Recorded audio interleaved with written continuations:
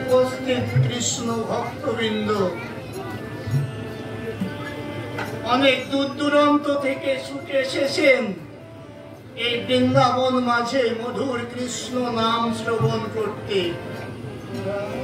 কৃষ্ণ নামের সুরে চোখের জলে বক্ষ প্লাবিত করে এই নব বৃন্দাবন ধামে গড়াগড়ি দিয়ে সেই ভবপারের কড়ি সংগ্রহ করছেন।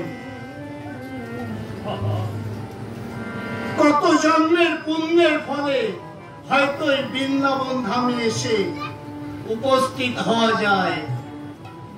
পূর্ব জন্মের স্বীকৃতি না থাকলে নব বৃন্দাবন ধামে উপস্থিত হওয়া যায় না। তাই তো আমরা বড় ভাগ্যবান। এই বৃন্দাবনে এলে আমাদের একটা কর্তব্য থেকে যায়। সেটা কি?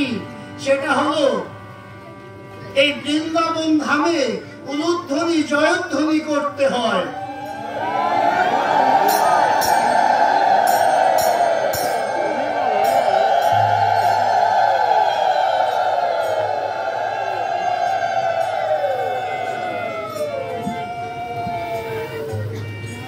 উলুধ্বনি জয়ধ্বনি কেন করতে হয়?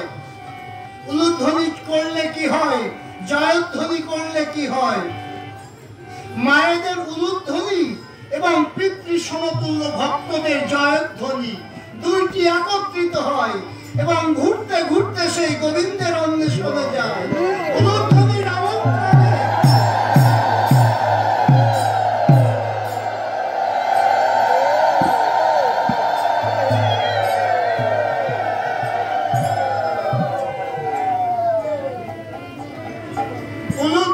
আমন্ত্রণে জয়ধ্বনির নিমন্ত্রণে ভগবান শ্রীকৃষ্ণ আমার রাধা রানীকে বামে লয়ে ওই বৃন্দাবন মাঝে এসে উপস্থিত হন।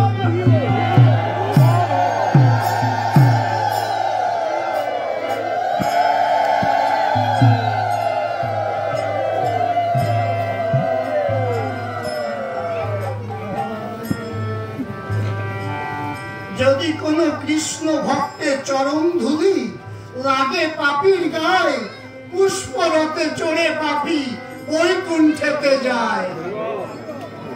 যদি কোনো কৃষ্ণ ভক্তের চরণ ধুলি পড়ে গঙ্গায়, গঙ্গা পবিত্র হয় ভাগবতে কয়।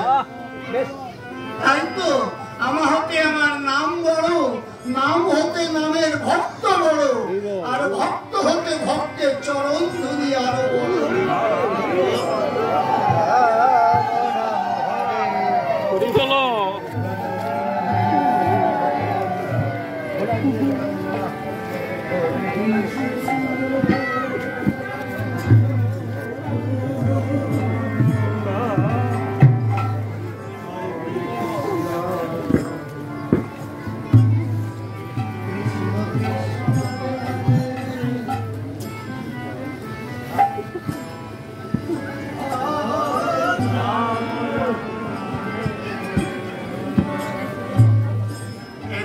আমাদের এই দেহ পিঞ্জর ছেড়ে প্রাণ পাখি উড়ে যাবে। সেদিন চারজনাতে কাঁধে করে হরি হরি বলতে বলতে শ্মশান ঘাটে নিয়ে আসবে।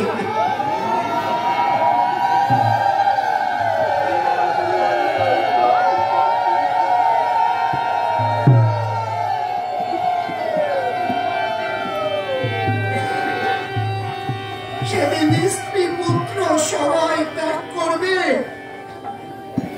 শূন্য দেহ শ্মশান ঘাটে পড়ে থাকবে। যেদিন যার জীবনে যেদিন বেজে উঠবে সেই গোবিন্দের বংশীর ধ্বনি, সেদিন চলে আসতে হবে শ্মশান ঘাটে।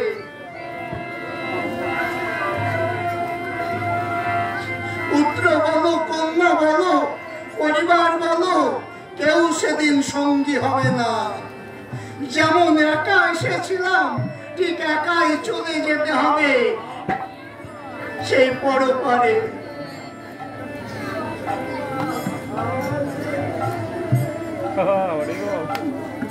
আমরা বড় ভাগ্যবান, তাই তো এই কৃষ্ণ নামের মাঝে উলুধ্বনি করছি, জয়ধ্বনি করছি, ভক্তবৃন্দ চরণধুলি মস্তকে ধারণ করছি।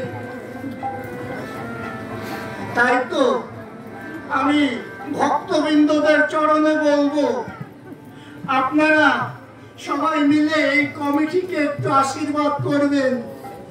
এই কমিটি যেন যুগে যুগে জন্মে জন্মে আপনাদের মতো এমন কৃষ্ণ ভক্তদের নিয়ে প্রতি বছর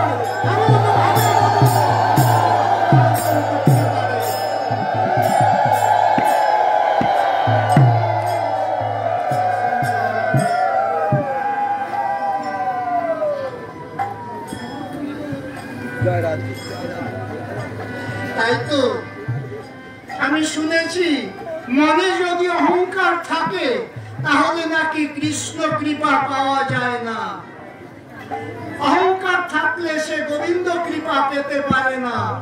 একমাত্র অহংকার দূরীভূত হয় কেমন বুঝতে হয়, যে ব্যক্তি ভিক্ষা করতে পারে তার মনে অহংকার থাকে না। কেননা ভিক্ষুক যদি ভিক্ষা করতে পারে তাহলে অহংকার থাকলে সে ভিক্ষা করতে পারে না। তাই তো আমি এই কমিটির তরফ থেকে আমি সমস্ত ভক্তবৃন্দদের কাছে বলবো, আপনারা যে যা পারবেন এই কমিটির হস্তে অর্পণ করবেন। মনে রাখবেন, যে টাকা দিতে পারবেন না সে আশীর্বাদ করবেন চরণ ধুলি দিয়ে, যেন প্রতি বছর এমন ভাবে মধুর নবম